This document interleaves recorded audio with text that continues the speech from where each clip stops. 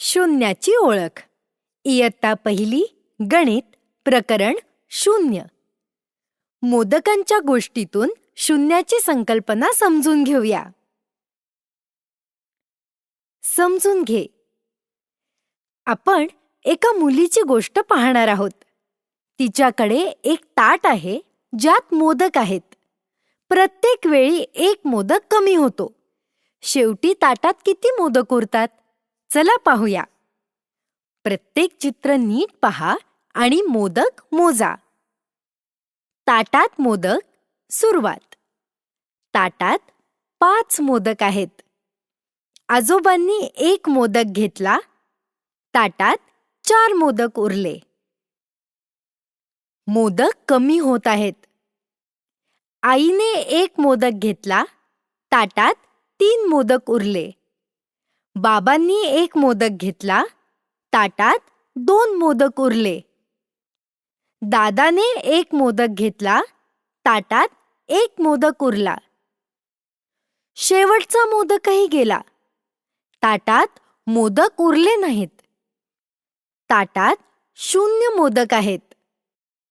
5 मोदक, मग 4, 3, 2, 1. एक कमी झाले. 0 मोदक उरले. 0 म्हणजे काय? जेव्हा ताटात एकही मोदक नसतो तेव्हा आपण म्हणतो 0. शून्याचे चिन्ह 0 असे लिहितात. शून्याचा अर्थ काहीच नाही, रिकामे.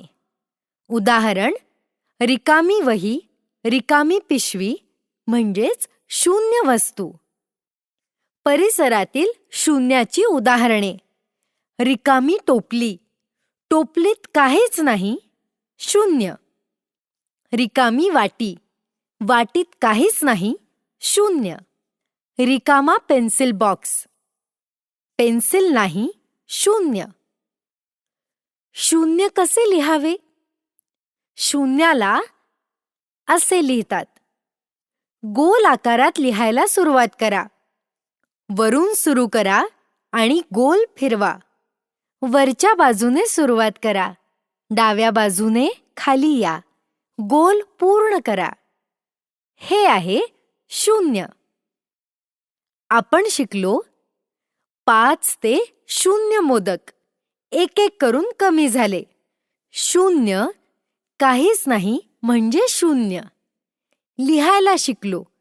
शून्याचे चिन्ह असे लिहितात. शाबास, तुम्ही 0 शिकलात.